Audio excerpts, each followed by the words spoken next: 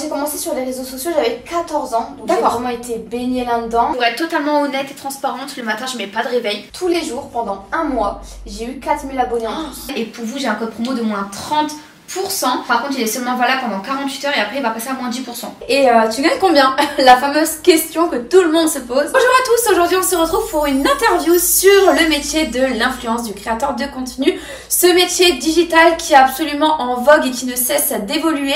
Aujourd'hui, grâce à toi Yolande, on va en savoir plus. Tu vas être là pour répondre sincèrement et honnêtement à toutes mes questions. Avant de commencer la vidéo, merci à Filmora de la sponsoriser. C'est un logiciel de montage vidéo que j'utilise depuis mes débuts. C'est vraiment facile à utiliser, il y a énormément d'effets et c'est génial pour les débutants. Là, ils ont lancé 2 nouveautés avec l'IA. L'IA, c'est clairement révolutionnaire. La première nouveauté, c'est que Filmora vont directement te trouver des musiques libres de droit. Donc, tu n'es plus obligé d'aller chercher des musiques libres de droit sur YouTube, etc. Filmora le fait à ta place, donc c'est génial autant pour TikTok que pour YouTube. Il y a plusieurs styles de musique, calme, détente, joyeux, etc. Et tu peux directement l'inclure. Je te laisse voir le résultat. Les réseaux sociaux, est-ce que tu étais déjà dans ce domaine-là? Quelles études tu as fait? L'une des deuxièmes nouveautés, c'est les miniatures. Et oui, Filmora te fait tes miniatures. Ça c'est incroyable, moi des fois je passe plus d'une demi-heure à faire mes miniatures, là je passe clairement genre 5 minutes top chrono. Donc il y a différents types de miniatures, dessins animés, etc. Moi j'ai choisi en mode paysage normal. Et là tu mets tous les mots-clés qui définissent ta vidéo. Donc j'ai mis interview, caméra, etc. Là j'ai le fond que j'enregistre. Après je screen une petite partie de moi et ma soeur dans la vidéo que je vais mettre au-dessus du plan. Je sais pas si vous avez bien compris, mais franchement c'est révolutionnaire. Je te laisse le lien de téléchargement en barre d'informations. Il y a une période d'essai gratuit, mais après il faut mettre un petit budget chaque mois qui est vraiment très peu cher. Tout d'abord, commence par te présenter afin qu'on connaisse un petit peu qui tu es. Du coup moi je m'appelle Yolande, je bosse sur les réseaux depuis maintenant plus de 5 ans. Je propose tout type de contenu, mode, lifestyle, beaucoup de food, de cuisine, rééquilibrage alimentaire, vraiment c'est très divers. Et je bosse avec ma soeur jumelle qui est juste là. D'accord, et avant de te mettre sur les réseaux sociaux, est-ce que tu étais déjà dans ce domaine-là? Quelles études tu as fait? Alors non, moi j'ai commencé sur les réseaux sociaux, j'avais 14 ans, donc j'ai vraiment été baignée là-dedans, mais en fait c'est venu vraiment du jour au lendemain, c'est m'est tombé dessus. En fait j'avais eu mon premier téléphone et j'étais dans ma chambre, je faisais un nail art, comme ça s'appelle, mes ongles, et du coup je l'ai publié sur YouTube, je l'ai envoyé à mes amis, c'était en non répertorié, donc trop drôle. Et en fait à chaque fois dès que je m'ennuyais, je filmais mes vidéos pour YouTube comme ça. Et de base, je voulais devenir kinésithérapeute. Donc rien à voir quoi. Rien à voir. Du coup, tu as commencé à partir de 14 ans à publier en privé. Et dès l'instant que tu as commencé en public, c'était quand? Et est-ce que ça a pris directement? Alors du coup, j'ai commencé à publier, je crois, en public vers 15 ans. Je sais plus exactement. D'accord. On va pour une vidéo, donc comment réussir à faire ces grands écarts. Alors aujourd'hui, on se retrouve pour une nouvelle vidéo. C'est un challenge Daily Belly. Hello tout le monde, alors je suis hyper contente de vous retrouver pour cette nouvelle vidéo. Et je sais que ça a pris quand j'avais 17 ans. Donc c'est arrivé genre 3-4 ans après, comme ça a pris du temps. Est-ce que tu sais quelle est la vidéo qui a vraiment pris? Ouais, alors c'était une vidéo avec mon grand-père. Il testait McDo et il avait jamais mangé de McDo de toute sa vie, donc du coup c'était hyper drôle. Et cette vidéo elle a cartonné. Est-ce que tu sais pourquoi justement? Pourquoi tes abonnés ont vraiment apprécié cette vidéo plus que d'autres? Je pense que c'est le côté très familial, très spontané. Et ouais, plus familial et spontané, je dirais. Et à partir de cette vidéo, est-ce que tu as eu vraiment beaucoup d'abonnés d'un coup? Explique-nous. Alors ouais, franchement ça c'est un truc que je me rappellerai toute ma vie. Tous les jours, pendant un mois, j'ai eu 4000 abonnés en plus. Donc tu fais le compte, 4000 x 30. 120 000. 120 000, donc c'est là qu'on a explosé en termes d'abonnés. Et je me rappellerai toute ma vie. Pour la petite anecdote, ça a commencé à buzzer je crois en juin ou juillet. Et mon anniversaire c'était le 9 août. Et à minuit pile, il y avait tous mes followers. Genre ils m'ont souhaité bon anniversaire et tout. Et genre c'est vraiment une anecdote que je garde vraiment en tête. Parce que je me dis, mes followers ont pensé à moi. Tandis que mes amis m'ont même pas souhaité mon anniversaire, tu vois. C'est dingue. Je me dis c'est ouf. Et c'est là que j'ai vraiment pris le truc à cœur et que je me suis dit, ah mais c'est plus que des abonnés en fait. C'est comme une deuxième petite famille, c'est comme mes amis en fait, c'est ouf. Et à partir du moment où tu as atteint tes 120 000 fameux abonnés sur YouTube, comment est-ce que tu as fait pour continuer à développer cette communauté? Alors j'étais très jeune, donc j'avais pas forcément de connaissances. Donc je publiais comme ça, sans faire d'efforts forcément au niveau du montage, au niveau des miniatures. Et par la suite, j'ai commencé à m'améliorer. Donc je me suis informée un petit peu partout, à droite, à gauche, etc. Et puisque j'ai acquis des compétences, je les ai mis en place. parce qu'en soi c'est pas juste se filmer et publier, il y a une analyse statistique qui est derrière, il y a une méthode, enfin une stratégie marketing, il y a énormément de choses en vrai qu'on ne sait pas forcément, et du coup j'ai tout mis en place et c'est vrai que ça a fait que évoluer en fait avec le temps. D'accord, et au début tu étais spécialement sur YouTube, c'est bien ça, et ensuite tu t'es mis sur les autres réseaux sociaux. Est-ce que ça a pris d'un coup? Est-ce que tu as trouvé des techniques afin que des abonnés puissent s'abonner? Je te parle au début. Il y a toujours des stratégies comme le call to action, il y a beaucoup de stratégies aussi pour augmenter son taux d'engagement. Après il y a des petites stratégies avec des concours aussi, donc au final j'ai fait un mix média, ils sont venus un petit peu partout. Ok, et tes parents, ils en pensent quoi? Mes parents, bon sujet, c'est même eux qui m'ont incité à ouvrir mon entreprise. J'avais 17 ans et demi. Et on était partis en vacances et je leur avais dit regardez, j'ai de l'argent qui m'attend sur le compte. Je savais même pas qu'en fait on pouvait se faire rémunérer sur les réseaux. Et mes parents non plus, ils savaient pas. Et du coup ils étaient choqués. Et du coup ils regardaient tout et ils m'ont motivée à ouvrir mon entreprise. Ils devaient être assez épatés quand même de se dire que grâce à des simples vidéos publiées sur les réseaux sociaux, on peut gagner notre vie. C'est quand même assez incroyable et assez impensable au final, parce qu'avant ça n'existait pas du tout. Mais encore aujourd'hui ils en restent choqués. Ils se disent mais comment c'est possible déjà de faire autant de vues? C'est une puissance tellement énorme pour les commerces, les entreprises, les réseaux sociaux. C'est une puissance mondiale de dingue. Mais il faut savoir les utiliser, avoir les outils. C'est ça. Ok, et ça n'a pas été compliqué pour ouvrir son entreprise, parce qu'il y a beaucoup de jeunes personnes qui ont 18, 20 ans, 22 ans, qui veulent se lancer dans l'entrepreneuriat. C'est compliqué pour eux, les charges, les trucs, les styles et ça pour ouvrir. Comment t'as fait? Alors je vais pas mentir, c'était extrêmement compliqué. En plus j'étais mineure, donc forcément ouvrir une entreprise quand t'es mineur et quand t'es majeur, c'est différent, c'est pas pareil. Donc mon père il m'a énormément accompagnée et heureusement, parce qu'encore aujourd'hui il m'accompagne de ouf. Même moi il y a des choses que j'ai du mal à comprendre, du coup c'est lui qui gère. Heureusement qu'il est là, tout ce qui est comptabilité, etc.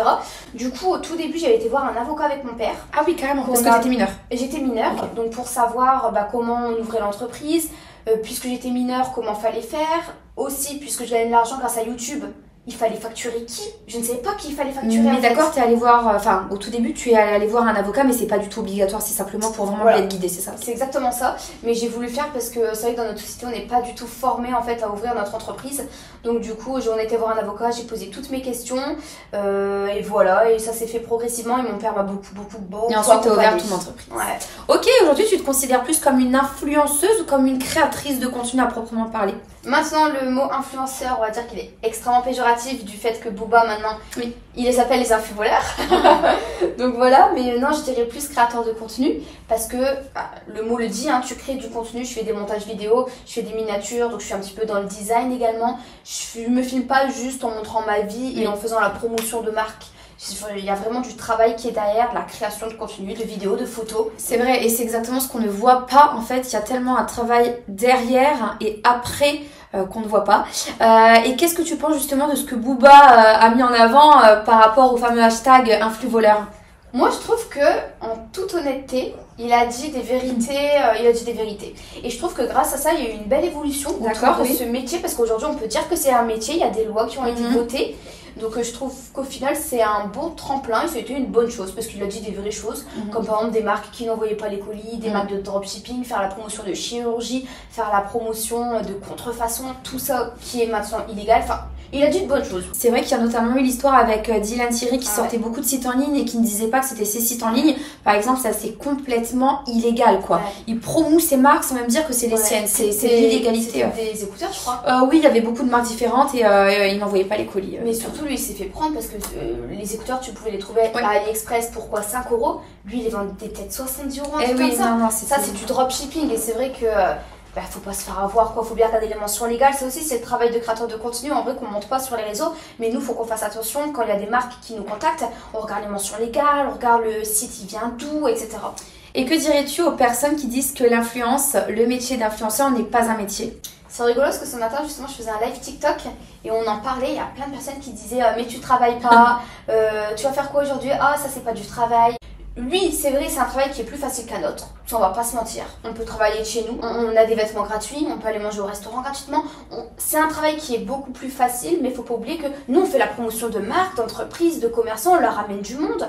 Et c'est un grand travail qui est derrière. Il y a la gestion des mails, il y a une stratégie marketing, il y a du design graphique à faire, des montages vidéo. Enfin, c'est un vrai travail, honnêtement. Et donc, tu fais ça à temps plein? Je fais ça à temps plein. Et justement, je pense qu'après, tu vas me filmer pour une immersion dans ma journée, c'est ça? Je vais t'accompagner durant une journée dans le monde monde d'un véritable créateur de contenu. Comme ça, on pourra avoir vraiment une journée type. Mes journées ne se ressemblent jamais, elles sont toujours différentes. Par exemple, aujourd'hui, je fais 4 heures de montage. Après, j'ai bossé sur mon Facebook, parce que je me lançais sur Facebook aussi, tu vois, c'est toujours des nouvelles plateformes, il faut toujours se mettre à jour. Et j'ai pas arrêté de 10h à 17h non-stop. Et là, je suis encore en train de continuer. Ah bah voyons. Et est-ce que tu peux nous parler des points positifs et des points négatifs de ce monde? Alors, il y a plus de points positifs, franchement. Les points positifs, c'est que en fait, tu crées une communauté qui est bien plus qu'une communauté. Genre, c'est des amis, c'est des amours. Je sais pas comment moi je les appelle mes amours. Ensuite, on va pas se mentir, le fait de travailler chez soi, c'est un immense point positif. Enfin, il y a beaucoup de points positifs et points négatifs. Je dirais, ah oui, quoi que tu fasses, même si tu fais des choses bien, comme faire une maraude ou envoyer des sacs de vêtements à une association, peu importe, même si tu fais quelque chose de bien, les gens auront toujours des critiques à dire. Et c'est ouf quand même ce que tu dis, si je fais des choses mal, je me fais critiquer, quand je me fais des injections, je me fais critiquer, ok, c'est une chose, liberté d'expression, vous avez le droit de dire ce que vous pensez, il n'y a aucun problème. Mais même quand tu fais des choses bien, ils arrivent à critiquer. Tu fais une maraude, ils disent, ah tu fais une maraude, mais regarde là ce que tu fais.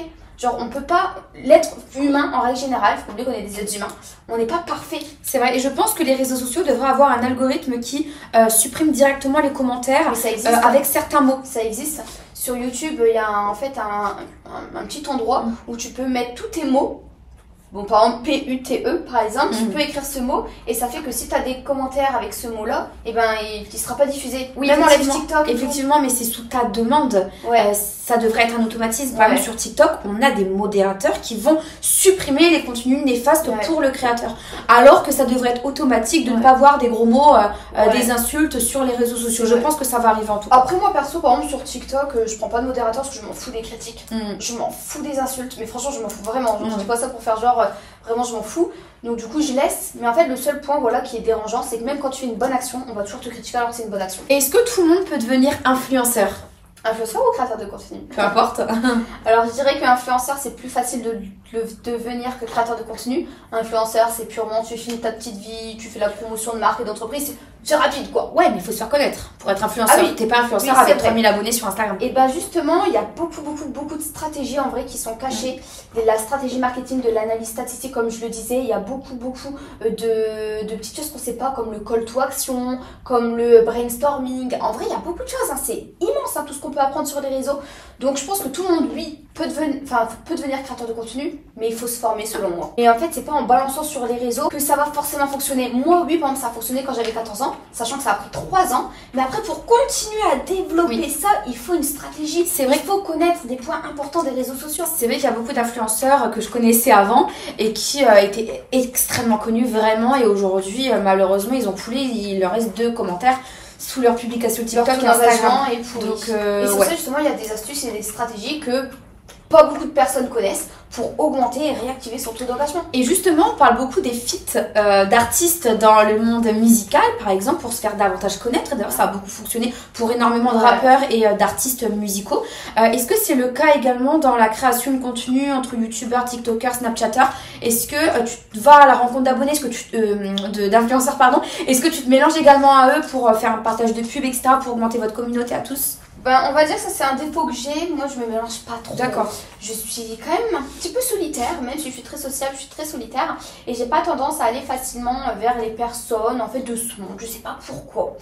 C'est arrivé rarement, c'est arrivé quelques fois parce que c'était des réels coups de cœur, ces personnes, mais ça arrive rarement. Après, oui, on va pas se mentir, au plus tu te mélanges, au mieux c'est. Il y a des agences d'influence même sur Paris où il y a un groupe de 15 influenceurs, ils sont tous potes, ils font tous des vidéos ensemble, ils cartonnent sur les réseaux. Donc oui, c'est une bonne stratégie aussi, faire des feats, mais ce n'est pas mon cas. Il faudrait que je me bouge de beaucoup d'armes. Et d'ailleurs, tout à l'heure, tu nous disais que ton travail était spécialement à la maison. Est-ce que tu as parfois des événements, là où il y a d'ailleurs d'autres influenceurs où tu pourrais te mélanger à eux? Ouais, j'ai pas mal d'événements, c'est souvent autour de la mode que j'ai des événements. Là par exemple j'en ai un début février pardon, pour un événement de mode. Donc là forcément on va à la rencontre. C'est jamais facile forcément d'aller vers les gens parce qu'en fait moi j'aime pas, c'est bête hein, mais genre d'aller voir la personne, on dirait qu'on est fan. On dirait qu'on est des fans, genre elle va se dire ah c'est une fan et tout genre. Ah ouais carrément, non mais je comprends. Et genre je sais pas, j'aime pas. Ouais. Mais ouais sinon je fais des événements et ça c'est vrai que c'est cool, au moins tu fais des rencontres, tu fais des connaissances et t'apprends toujours de nouvelles choses. On va parler un petit peu des événements, c'est vrai que moi c'est un monde qui m'intéresse beaucoup parce qu'au final, ça n'a rien à voir avec la création de contenu. Là, pour le coup, tu vas vraiment dans un cadre très physique, très concret. Dis-moi comment ça se passe, qui te contacte, combien de temps ça dure, quel événement, est-ce que tu en as déjà fait beaucoup, pas beaucoup? Alors oui, j'ai déjà fait des événements, je dirais pas beaucoup, parce que je connais des influenceurs ou des créateurs de contenu qui en ont fait beaucoup. Moi, je trie énormément, je trie beaucoup, c'est beaucoup là. Et du coup, qui me contacte, c'est souvent les community managers. Chaque marque et entreprise, généralement, ils ont un community manager qui gère leurs réseaux sociaux, qui gère leurs mails, etc. et qui vont vers les influenceurs pour leur proposer soit des collaborations, soit des events, soit des inaugurations, etc. Du coup, les community managers, ou alors des agents aussi, des fois, qui me contactent pour me dire ouais, il y a un événement, telle date, est-ce que tu veux y aller, etc. Mais c'est jamais la marque en elle-même. Par exemple, c'est pas Shein qui va me contacter pour me dire il y a un événement. Non, c'est un community manager de Shein qui va le faire. Et en règle générale, les événements se trouvent où? En France, dans d'autres pays, dans quelle ville? Alors moi, j'ai seulement eu la chance de faire en France. C'est vrai que j'ai jamais eu cette chance de faire en dehors. Ce serait bien en plus, ce serait vraiment une super opportunité. Mais souvent, c'est à Paris. D'accord, la vie parisienne. La vie parisienne. Là-bas, quand tu es créateur de contenu, franchement, si tu peux vivre à Paris, fais-le. Hein. Parce que tu as énormément d'opportunités. Limite, toutes les semaines, tu peux avoir un événement. C'est incroyable. Donc souvent, c'est à Paris. J'ai déjà eu des événements aussi à Lyon. C'était mon premier événement en plus avec la marque Shein. J'étais hyper honorée d'y aller. Dans ma ville aussi, à Lille. Parce que c'est une ville qui bouge quand même pas mal, qui est très dynamique. Donc voilà, ça bouge. Mais c'est principalement Paris. Là, par exemple, le 2 février, c'est à Paris encore. D'accord. Et quel est l'avantage pour toi d'aller à un événement moi, l'avantage, c'est déjà de faire de nouvelles rencontres. C'est aussi de découvrir les nouveautés des marques. Parce que souvent, quand ils font des événements, c'est soit pour des nouveautés printanières, des nouveautés hivernales, etc. En avant-première, je me doute. Et aussi, tu découvres l'équipe. Donc ça fait plaisir parce que des fois, tu communiques avec la marque depuis des années. Et en fait, tu n'as jamais rencontré l'équipe. Et quand tu les rencontres, ça fait super plaisir. Parce qu'en fait, tu crées des liens d'affinité. Est-ce que tu repars avec des produits? Oui, après on repart avec des produits, des vêtements. C'est top. Hein. C'est top, c'est trop bien. Nous allons passer sur le fameux sujet tabou, les collaborations et l'argent. Alors à partir de quand as-tu commencé à gagner de l'argent? Est-ce que tu as commencé à gagner de l'argent dès ta première vidéo publiée sur les réseaux sociaux? Alors, comme je le disais, j'ai commencé à 14 ans, donc ça date. Faut faire un retour en arrière de 8 ans là. Oula, c'est énorme.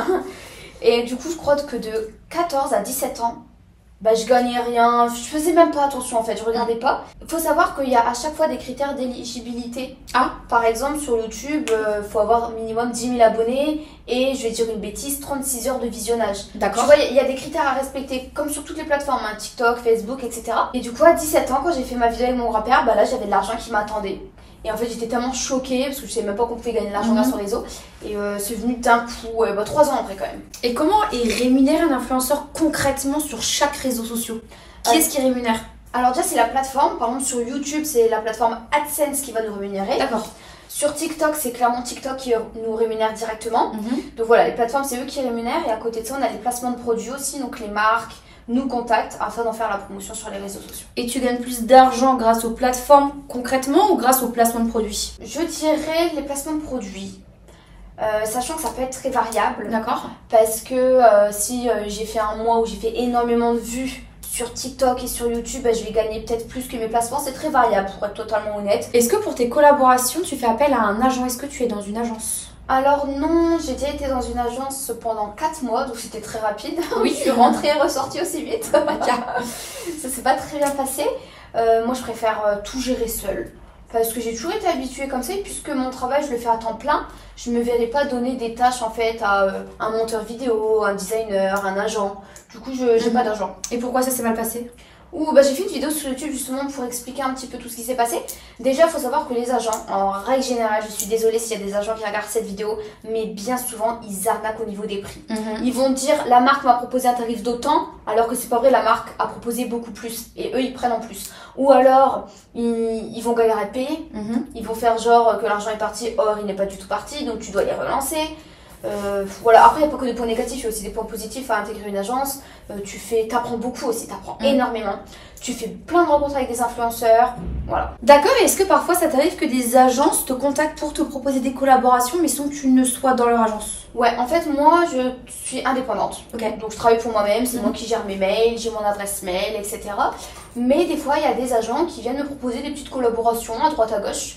Donc oui, ça m'arrive. J'ai par exemple 3 ou 4 agents qui me proposent de temps en temps des collabs. Donc eux, ils prennent un certain pourcentage du prix. Donc au moins, ils sont gagnants. D'accord. Et moi, ils m'ont proposé une belle petite collaboration, donc je suis contente aussi. D'accord. Et sans agent, justement, ça te donne pas une charge de travail trop importante? Bah en vrai, c'est vrai que ça prend du temps. J'ai beaucoup de mails à gérer. Et je les gère tout au long de la journée parce que des fois les marques ils répondent à 14 h, comme des fois ils répondent à 20 h, comme des fois je parle avec des personnes qui habitent en Chine. Donc eux ils répondent dans la nuit, genre vers 3-4 h du matin, enfin bref. Du coup je suis tout le temps devant mes mails, mais j'aime trop. Ça me prend du temps oui, mais j'aime trop. Ok, et tu gagnes combien? La fameuse question que tout le monde se pose.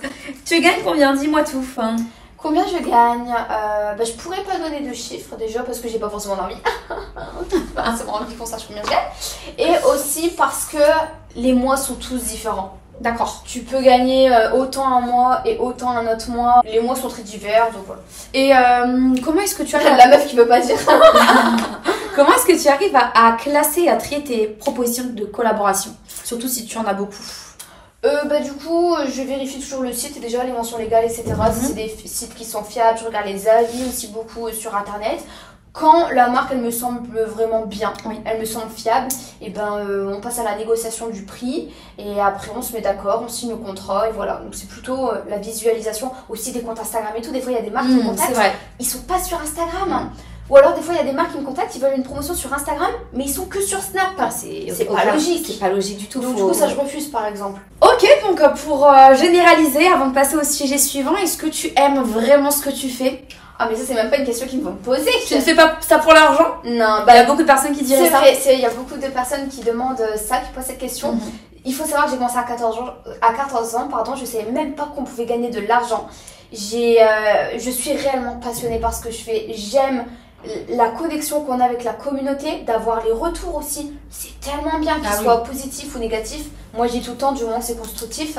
Et je suis réellement passionnée. Je kiffe faire les montages vidéo, je kiffe faire les miniatures, toujours penser à des designs différents. Et aussi, il faut pas oublier que grâce à mon métier, du coup, j'ai acquis énormément de compétences dans plein de domaines différents. Demain, je pourrais par exemple devenir community manager pour une marque ou une entreprise. Et d'ailleurs, on t'a déjà proposé On m'a déjà proposé de devenir community manager pour une boulangerie de luxe dans ma ville. Waouh. Malheureusement, j'avais comme projet de vivre ailleurs, de déménager, donc du coup, j'ai refusé. Aujourd'hui, je suis toujours là. Et ça, ils ont trouvé quelqu'un d'autre. Et j'ai pu faire sa connaissance en plus, parce que j'ai pu bosser avec eux. Ah, mais c'est génial! Ouais, trop bien. Et du coup, voilà, j'ai acquis beaucoup de compétences. Je pourrais devenir community manager, designer. Voilà, tout ce qui manque, ce serait créer des sites en ligne. Mais c'est très compliqué, j'ai fait des études. C'est complexe. C'est compliqué. Nous allons passer au sujet après les réseaux sociaux. Donc, ma question est, as-tu des projets à côté de l'influence? Alors, oui. C'est vrai que je les partage pas du tout sur les réseaux sociaux parce que moi je préfère en parler quand c'est fini. Mais j'ai beaucoup de projets. Sans rentrer dans les détails, je travaille déjà sur un petit projet. Un gros projet même, depuis plusieurs mois. Et j'ai l'idée depuis plusieurs années. Donc ça va se concrétiser petit à petit. Donc j'ai vraiment trop hâte. C'est pour ça que c'est important de venir me suivre sur Instagram. Nous suivre, c'est ce que j'allais dire justement. Donc loana.ytb et yolande.ytb. Parce qu'il y a de beaux projets qui arrivent et on va le faire justement ensemble. C'est un projet familial et qui sera hyper constructif. Je vais pas spoiler et voilà, mon but c'est de continuer à fond sur les réseaux et d'ouvrir plein de projets. Et si tu n'avais pas été influenceuse, créatrice de contenu, qu'est-ce que tu aurais fait? De base, je voulais devenir kinésithérapeute. Donc rien à voir. Rien à voir, mais je sais que je serais pas partie vers cette branche-là. D'accord. La médecine, j'étais pas assez intelligente, je pense. Il faut avoir des facilités quand tu fais de la médecine, j'en avais pas du tout. Même si je travaillais très bien à l'école, attention. Moi je me rappelle quand même, 6e, 5e, 4e, j'étais l'une des premières de la classe. UB, avec 17 de moyenne. Sinon, je pense que je serais devenue community manager. J'avais commencé des petites études pour ça. Donc voilà. Donc toujours dans le thème des réseaux sociaux et tu te serais lancée en freelance, donc en auto-entrepreneur, ou alors en étant salarié d'une entreprise ou d'une société? C'est simple, je ne pourrais jamais être salariée. J'ai déjà bossé en tant que salariée. Ah mais je suis cash, hein. J'ai déjà été salariée pendant 4 mois. Non, c'est pas possible. Moi je suis quelqu'un, j'ai un caractère, j'aime tout gérer. J'aime bien décider, j'aime bien moi, tu vois, manager un groupe, manager une équipe, ça j'aime. Dire toi tu fais ça, toi tu fais ça, toi tu fais ça, j'aime trop. Je pourrais jamais être salariée et voilà. Auto-entrepreneur c'est très très bien. Est-ce que justement tu te verrais vivre sans les réseaux sociaux? Honnête, c'est une question que je me suis jamais posée. Vivre dans l'anonymat? Ouais, honnêtement non, je pense pas. J'ai été baignée dans ça dès mes 14 ans. C'est vrai, donc c'est ta vie quoi. C'est ma vie, genre c'est... Pour moi les réseaux sociaux c'est ma vie, je suis tout le temps avec mon téléphone, il m'accompagne H24, même quand je dors il m'accompagne sous mon oreiller. Non, en vrai de vrai je pourrais pas. Parce que j'aime trop mon train de vie, j'aime trop ce que je fais. Je vois pas qu'est-ce qui me passionnerait plus que ce que je fais actuellement. Donc ouais, vraiment, c'est ta life. Ah, bah, d'accord. Ouais. Est-ce que tu as un petit mot pour ta communauté, pour notre communauté qui nous regarde? Bah, merci beaucoup d'avoir regardé cette vidéo, j'espère qu'elle vous aura plu. Si vous avez des questions sur ce beau métier, parce que oui, on peut le dire aujourd'hui, c'est un métier, vous pouvez les poser en commentaire, on y répondra avec grand plaisir.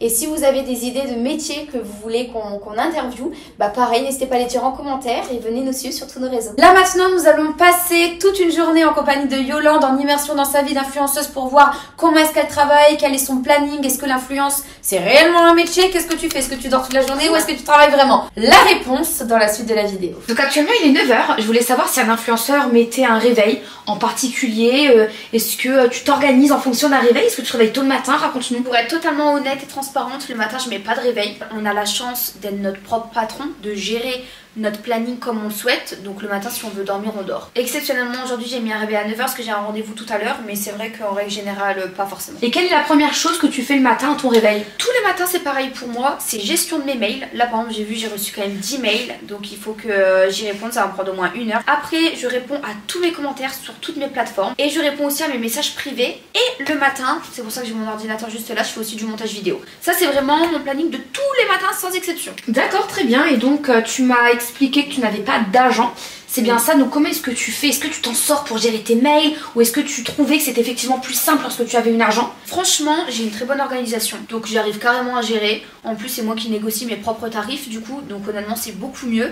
Et moi j'ai une mentalité qui fait que j'aime tout gérer de A à Z, j'ai pas besoin de quelqu'un qui le fait à ma place. Parce que l'agent prenait une certaine commission sur tes rémunérations, c'est bien ça? Oui, c'est ce qu'on parlait tout à l'heure, c'est vrai que les agents ils prennent une certaine partie du tarif, donc déjà moi je suis perdante parce que l'agent prend une certaine somme, et aussi moi j'adore gérer mes mails, ça fait partie de mon travail en fait. Puisque je fais ça à temps plein, je me verrai pas donner des tâches en fait à d'autres gens, je fais ça à temps plein, mes montages vidéo, mes mails, tout. Donc là c'est vrai qu'on est carrément en toute transparence, donc est-ce que tu peux nous montrer ou nous dire quel mail tu as reçu ce matin par exemple, parce que tu m'as parlé de 10 mails, ouais. C'est quand même assez impressionnant. Par exemple là j'ai reçu une marque avec qui j'ai bossé il y a 1 mois, ils me demandent de renvoyer la facture, donc ça la facture elle est faite, je leur envoie, c'est rapide. Après j'ai reçu un autre mail d'une marque, je n'ai pas reçu le colis, donc du coup je les ai relancés, je leur ai demandé où est-ce qu'ils se trouvaient, etc. Ils m'ont répondu. Les marques souvent elles sont très réactives au mail, donc ça c'est vraiment cool. J'ai eu une nouvelle demande de partenariat, donc du coup je vais lire un petit peu en quoi ça consiste. Pareil, il y a une marque avec qui j'ai bossé il y a 2 mois qui m'a proposé une nouvelle collab pour 2024, donc on reste sur le même tarif, on reste sur la même méthode de collaboration parce qu'apparemment ça a fonctionné. Pareil, il y a une autre marque qui me relance, j'avais bossé avec eux en 2023. Ce qui est rigolo c'est que je vois les marques reviennent, donc ça prouve que les collaborations fonctionnent, parce que si ça fonctionnerait pas ils ne reviendraient pas. Ok, très bien. Et par rapport justement, tu me parles de montage vidéo, comme tu les fais les matins, tu prends combien de temps? Est-ce que tu conclus vraiment ton montage ou est-ce que tu vas continuer le lendemain matin suivant? Le matin souvent je me prends entre 1 ou 2 heures pour faire mon montage vidéo, sachant que 1 heure ou 2 heures c'est même pas la moitié du montage. Donc après souvent je le finis le soir avant d'aller dormir, donc un montage ça prend on va dire 2 jours à être fait, à être vraiment fini, finalisé, donc ça me prend quand même pas mal de temps. Ok, et pourquoi est-ce que tu ne fais pas appel à un monteur vidéo? Parce que comme je le disais, puisque je fais mon travail à temps plein, je consacre mon temps en fait à faire toutes mes tâches, donc je vois pas pourquoi quelqu'un ferait mes montages à ma place. Et surtout je trouve que le montage c'est vraiment donner sa personnalité, c'est vraiment c'est une ambiance le montage. Si tu veux que ça soit drôle, quelle ampleur tu veux que ça prenne, et je trouve que c'est très personnel en fait au final de faire un montage. Et en plus j'adore ça, je suis passionnée par les montages, je fais ça depuis plus de 5 ans et à chaque fois j'apprends de nouvelles choses parce qu'il y a toujours des nouvelles fonctionnalités. Comme tout à l'heure j'en ai parlé dans mon introduction avec Filmora, il y a sans cesse des nouveautés, je trouve ça super intéressant et au moins j'apprends et je suis formée sur plein de domaines, les montages, les miniatures, la gestion des mails. Grâce à mon métier de YouTube aujourd'hui, je sais faire plein de choses en réalité. Donc du coup tu nous montres un petit peu les colis que tu as reçus ce matin? Alors j'en ai reçu 2, celui-ci c'est pour une collaboration en story Instagram et j'ai reçu aussi celui-ci, c'est pour YouTube. Donc aujourd'hui j'ai reçu 2 colis, alors des fois j'en reçois 3, des fois 5, des fois j'en reçois aucun, mais souvent quand même j'en reçois au moins 1 par jour. Et d'ailleurs le postier il se pose pas des petites questions? Alors justement le postier c'est devenu un pote, genre une connaissance. Et je lui ai expliqué que je travaillais sur les réseaux, c'est pour ça qu'à chaque fois il nous contacte et tout pour nous dire j'ai un colis, j'ai un colis, j'ai un colis. Des fois ça arrive même 2 fois par jour. Donc du coup je pense qu'il se posait des questions, mais je lui ai directement dit qu'on était sur les réseaux. Et du coup après on a papoté et voilà. Ok, je vois que derrière il y a pas mal de trucs, c'est un peu le bazar. Qu'est-ce qui se passe, c'est quoi ça? Alors ça justement, puisque je travaille avec ma soeur jumelle, on a plusieurs collaborations. Donc là, dites-vous, il y en a pour 3 collaborations. Ok, c'est impressionnant quand même. C'est impressionnant, c'est vrai qu'on se rend pas compte comme ça, on accumule, on accumule. C'est pas trop encombrant? Si, c'est vachement encombrant. C'est vrai que même au niveau de notre dressing, je fais tout le temps des renouvellements. Je donne des sacs à des associations. Je vends aussi quelques vêtements sur Vinted, mais ça prend beaucoup de place.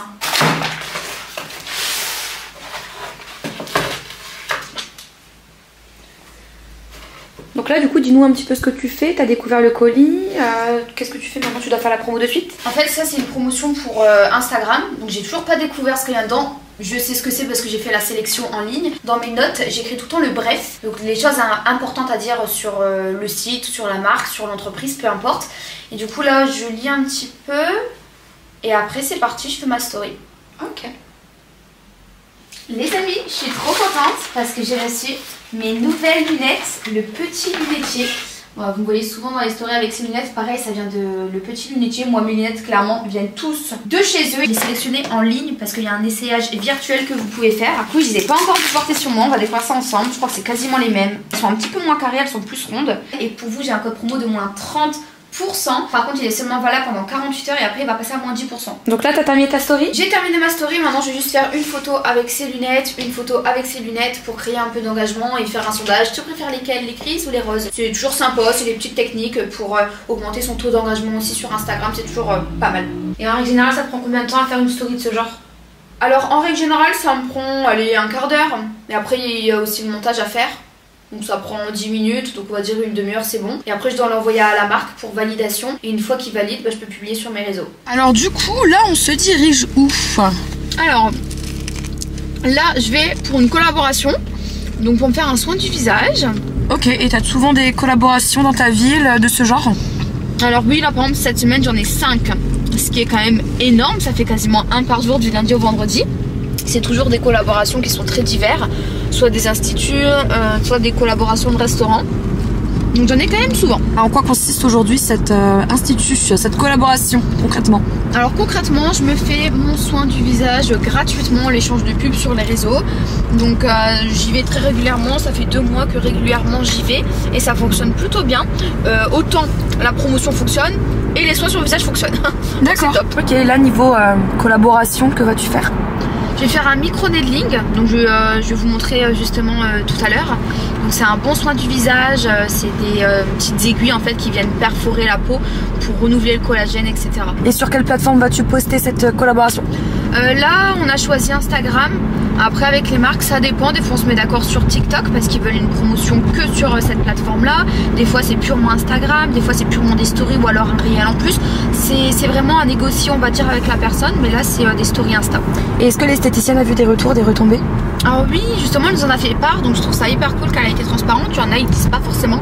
Et elle nous a dit qu'il y a eu pas mal de retours pour le moment, qu'elle est super contente, elle est satisfaite. Donc du coup je me dis qu'on fait pas notre travail pour rien, qu'au final certes on a nos prestations offertes, gratuites, mais on fait aussi ramener de la clientèle. Donc c'est l'objectif clairement, donc ça fait plaisir.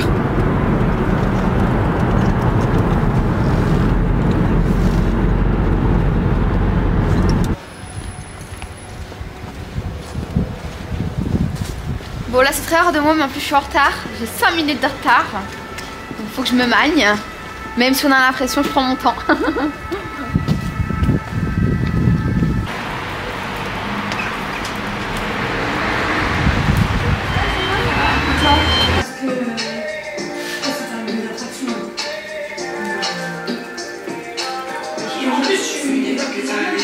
Donc Yolande, du coup là tu fais un soin, donc explique-nous, c'est le micro-needling, c'est ce que tu nous as dit tout à l'heure, c'est ça? C'est du micro-needling, c'est bien ça. Donc j'ai fait plusieurs séances. Ok. Et en fait ça consiste des micro-perforations au niveau de la peau. Okay. Ça renouvelle entre guillemets la peau, le collagène, etc. C'est top pour les points d'imperfection comme moi. J'ai des micro-kystes, j'ai des cicatrices. Et du coup c'est un petit peu révolutionnaire quoi. D'accord. Ça fait mal? Alors non, mon perso j'ai pas mal du tout, ça me chatouille un petit peu au niveau de la mâchoire. Mais après je pense que c'est propre à chacun. Hein. Mais moi ça me fait pas mal. Alors là, du coup, on a mis un petit masque. En quoi ça consiste? C'est un masque de luminothérapie. C'est des lumières LED. La lumière rouge permet de réduire l'inflammation et ça crée du collagène. Donc on rééquilibre le pH de la peau. On diminue également l'inflammation avec la lumière verte. Ça permet la guérison de l'acné et des autres imperfections, avec aussi la cicatrisation de celle-ci. Ensuite, on a également la lumière verte qui permet aussi de réactiver la circulation sanguine de la peau. Ok. Voilà. Très bien. C'est 3 en 1 quoi. Oui, exactement. La combinaison de toutes ces couleurs permettent justement de bien finir au niveau du soin de micro-needling. Ouais, c'est trop bien. Bah écoute Yoyo, bonne relaxation parce qu'en même temps c'est un petit moment de détente. Ouais, c'est vrai. Et là j'ai fait mon petit soin du visage. Donc du coup je suis trop contente. C'est l'un des derniers soins que j'ai fait. Franchement j'ai un avant-après de ouf. Donc maintenant je vais faire des séances de drainage lymphatique pour casser la cellulite, etc. Et là du coup bah, c'est parti, il est 12h30, je vais rentrer chez moi. Je vais manger un petit peu et de toute façon je vais tout vous montrer. Du coup explique-moi là un petit peu ce que tu vas faire. Bah une fois que je suis rentrée de mon rendez-vous, du coup j'ai mangé un petit peu, je me suis posée un petit peu. Et là je vais aller promener mon petit loulou. Et après je vais tourner une vidéo. Voilà, tous les jours quasiment on tourne des vidéos parce que j'ai quand même 2 chaînes YouTube avec ma soeur jumelle. Ok. Donc 2 chaînes YouTube c'est beaucoup de travail, donc voilà. Ok, très bien. Bah du coup je vais te suivre. J'espère que tu vas bien. Je t'envoie un message parce qu'avec Loana on a des projets de vidéos en mode interview qu'on va publier sur YouTube, des interviews dans le monde professionnel. Donc là on en a déjà commencé 2 et j'ai pensé à toi parce que tu veux voir ton nouveau projet. Je pense que c'est encore d'accord. Alors qu'est-ce que tu fais là? Alors je dois prendre ma ring light parce que hier j'ai fait une interview et j'ai un gros colis aussi de 10 kilos. C'est un colis pareil pour une petite collab. C'est vrai qu'on a pas mal de collabs quand même hein, quand je pense. C'est vrai. Et là je vais rentrer et on va tourner une vidéo ASMR. Voilà pourquoi je prends la ring light. Ok, donc là du coup qu'est-ce que tu fais? Explique-nous un petit peu. Alors là je prépare le setup pour une vidéo ASMR. En plus c'est une vidéo assez particulière parce que c'est un massage. Donc du coup on va faire le massage sur la table. Ok. Parce qu'on n'a pas d'autre dispositif. Donc je vais mettre un plaid comme ça on voit pas trop que c'est une table, ça fait plus propre et plus joli. On a la chaîne principale, c'est principalement soit des vidéos interviews, soit des vidéos face cam. Donc là on a juste notre trépied, notre caméra et notre ring light. Et pour les vidéos ASMR on rajoute ce micro ou alors on a aussi un Blue Yeti. Donc ça de toute façon on pourra en parler dans une future vidéo ou un futur concept. C'est pour ça que c'est important de nous suivre sur tous les réseaux sociaux parce qu'il y a peut-être un projet qui arrive justement où on va en parler plus précisément. Donc là je prépare tout. En fait moi je vais m'allonger là et ma soeur elle va me masser juste là. Donc c'est quand même assez rigolo.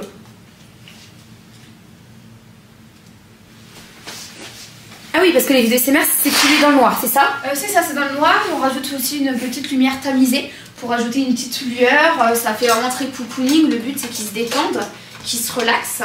Donc il faut toujours une petite ambiance chaleureuse et détendante. Ok, donc là du coup c'est terminé, c'est ça? Alors là la vidéo elle est finie, je suis bien détendue. Les vidéos ASMR c'est vrai que c'est des vidéos qui détendent. Et c'est quelque chose que personne ne sait. Mais quand on tourne des vidéos ASMR, on a envie de dormir. Très bien, il est quelle heure du coup? Il doit être 17h. Donc comme quoi j'ai bien avancé. Et là souvent la journée comment elle se termine, bah, je vais au sport. Et après je termine avec du montage. Donc voilà, après tous les jours sont différents bien sûr quand on est sur les réseaux. Il y a des jours où par exemple je vais créer du contenu que pour TikTok. Aujourd'hui on a pu le voir, j'ai pas du tout créé pour TikTok. Voilà, les jours sont vraiment très divers.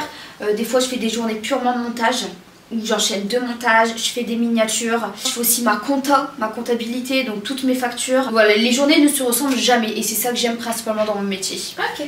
Eh bien merci beaucoup Yolande de m'avoir accueillie dans notre appartement pour voir comment un influenceur travaille. Non mais vraiment la vérité c'est vraiment un travail. On a la chance comme on l'a dit de travailler quand on veut, à l'heure qu'on veut, de ne pas mettre le réveil. Et que ça soit un travail cool. Parce que sachez qu'on est toujours à droite, à gauche. Mais toujours on n'arrête pas. On a des rendez-vous le midi, on a des rendez-vous le soir. Cette semaine on a eu plus de 5 rendez-vous quand même. C'est énorme. Donc en tout cas merci. Et puis n'hésitez pas à nous dire en commentaire quel métier vous désirez qu'on interviewe, qu'on va à sa rencontre, à la rencontre de ce fameux métier. Les commentaires sont ouverts, on essaye de répondre à tout le monde et de regarder tous vos commentaires évidemment. On fait des gros bisous, prenez soin de vous et on se dit à très vite. Ciao ciao.